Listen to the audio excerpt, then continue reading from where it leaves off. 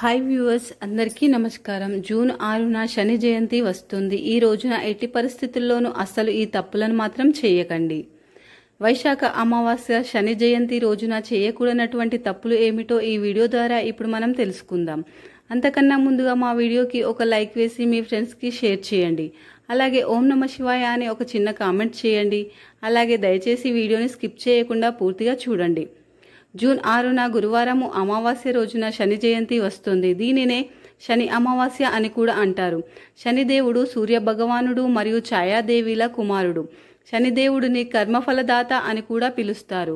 హిందూ మతంలో దీనికి ప్రత్యేకమైన ప్రాముఖ్యతతో జరుపుకుంటారు. శనీశ్వరుని జన్మదినాన్ని గంగా నదిలో స్నానం చేసి జరుపుకోవడం ఆనవాయితీగా వస్తుంది. దీనితో పాటుగా ఉపవాసం ఉంటూ హనుమాన్ చాలీసాను చదవడం ద్వారా కూడా ఆ శనిదేవుని అనుగ్రహాన్ని పొందవచ్చును. శనిగ్రహం యొక్క దుష్ప్రభావములను తగ్గించడానికి భక్తులు శనిశాంతిని అలాగే శని జపం వంటి పూజలు చేయడం ద్వారా ఆయన ఆశీర్వాదాన్ని పొందుతారు. మీరు శనీశ్వరుని పుట్టినరోజున ఆ శని భగవానుడి అనుగ్రహాన్ని పొందాలనుకుంటే అస్సలు ఇలాంటి తప్పులను చేయకూడదు. ఈ శనీశ్వరుడు జయంతి రోజున ఎవరిని బాధ పెట్టకూడదు, అలాగే ఎవరిని అవమానించకూడదు. ఇంటి పని వారితో గాని, మీతో పాటు పనిచేసే వ్యక్తులతో గాని, అలాగే మీ సహాయకులతో దురుసుగా ప్రవర్తించవద్దు. వారితో మంచిగా కలిసిమెలిసి ఉండండి. ఆ శని భగవానుడి అనుగ్రహం పొందాలనుకునేవారు ఎట్టి పరిస్థితులలోనూ మాంసాన్ని గాని మద్యాన్ని గాని తీసుకోకూడదు. ఈ శని అమావాస్య లేదా శని ఈశ్వర జయంతి రోజున గడ్డం మరియు వెంట్రుకలు అలాగే గోర్లను కత్తిరించడం లాంటివి చేయకూడదు. ఇది నిషిద్ధముగా పరిగణిస్తారు.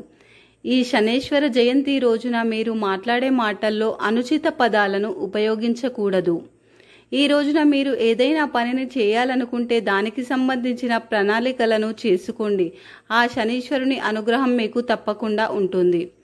శని జయంతి రోజున బొగ్గును, ఉప్పును, తోలుబూట్లు, నల్ల నువ్వులు, మినపపప్పు, చీపురు, నూనె, కలప, ఇనుము ఇంకా ఇనుప వస్తువులను కొనుగోలు చేయవద్దు.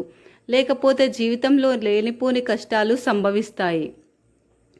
ఈ రోజున మీరు మీ ప్రవర్తన తీరును అలాగే మీరు మాట్లాడే మాటలపైన నిగ్రహాన్ని పాటించాలి. ఎట్టి పరిస్థితుల్లోనూ ఇతరులతో కఠినంగా మాట్లాడకూడదు, అనుచితంగా ప్రవర్తించకూడదు, తప్పుడు సహవాసాలు చేయకూడదు. మద్యము, మాంసము, జూదము మొదలైన వాటికి దూరంగా ఉండండి. ఎవరైనా అనారోగ్య పరిస్థితుల్లో ఉండి అలాగే వికలాంగులు కానీ నిస్సహాయ స్థితిలో ఉన్నవారు కానీ సహాయం చేయమని అడిగితే వారిని నిర్లక్ష్యం చేయకూడదు. అలాంటి వారికి సహాయం చేసి వారి పట్ల ఆ శని భగవానుడు ఎంతో సంతోషిస్తాడు. మీపై చల్లని అనుగ్రహాన్ని చూపిస్తాడు. మీ కుటుంబ పెద్దలను ఎప్పుడు కూడా తక్కువ అంచనా వేయకూడదు. అలాగే ఎప్పుడు కూడా వారిని అవమానించవద్దు. వారి పట్ల తప్పుడు భావాలను ఉంచుకోకూడదు. జీవహింస చేయకూడదు. జీవులపైన దయను చూపండి. వాటికి ఆహారాన్ని, నీరును అందించండి. వ్యభిచారము, దొంగతనము, దురాశ, మోసము మొదలైనటువంటివి చేయకూడదు.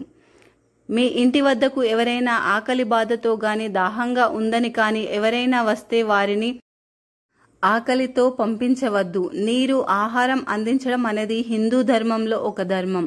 శని జయంతి రోజున చేయవలసినవి: ఈ శనీశ్వర జయంతి రోజున గంగా నదిలో పవిత్ర స్నానం చేయాలి. నదిలో స్నానం చేయలేని వారు సముద్ర స్నానాన్ని చేయవచ్చును. శనీశ్వర విగ్రహానికి తైలాభిషేకాన్ని చేయాలి. శనీశ్వరునికి నీలం రంగు పుష్పాలు అంటే చాలా ఇష్టం కాబట్టి ఈ రంగు పుష్పాలతో చక్కగా అలంకరించాలి.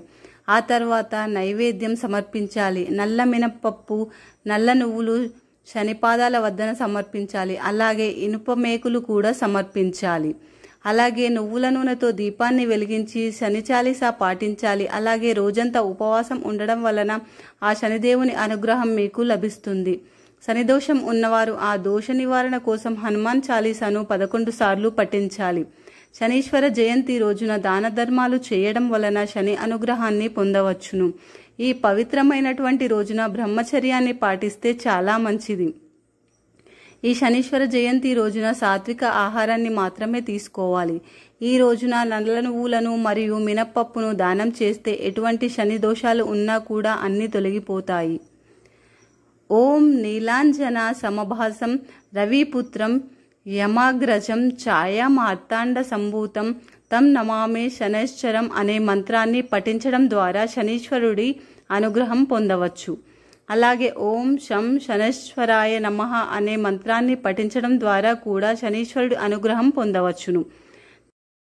జ్యోతిష్య శాస్త్రం ప్రకారం నవగ్రహాలలో శనిదేవుడు కానీ లేదా శనిగ్రహం కానీ ఒక వ్యక్తిపైన ఎక్కువ ప్రభావాన్ని చూపుతుంది. శనిగ్రహము కర్మలను బట్టి ఫలితాలను నిర్ణయిస్తాడు. అందువల్ల ప్రతి ఒక్క రాశివారు కూడా ఈ శని దోషాన్ని ఎదుర్కొంటూ ఉంటారు. మరీ ముఖ్యంగా చెప్పాలంటే ఏలినాటి శని దోషం నుండి బయటపడేందుకు జాతకంలో శనిదేవుని స్థానాన్ని బలపరుచుకునేందుకు షమి చెట్టును నాటాలి. ఎందువల్ల అంటే షమి చెట్టు శనిదేవునికి చాలా ఇష్టమని పురాణాలలో పేర్కొనబడింది. మీ ఇంటి ఆవరణలో షమి చెట్టును నాటడం వల్ల పాజిటివ్ ఎనర్జీ పెరిగి మీ ఇంట్లో ఆనందం శ్రేయస్సు నెలకొంటుంది. ఈ వీడియో కనుక మీకు నచ్చినట్టయితే లైక్ చేయండి, షేర్ చేయండి, ఓం నమః శివాయ అని చిన్న కామెంట్ పెట్టండి. అలాగే సబ్స్క్రైబ్ చేసుకోవడం మర్చిపోకండి ఫ్రెండ్స్. ధన్యవాదములు.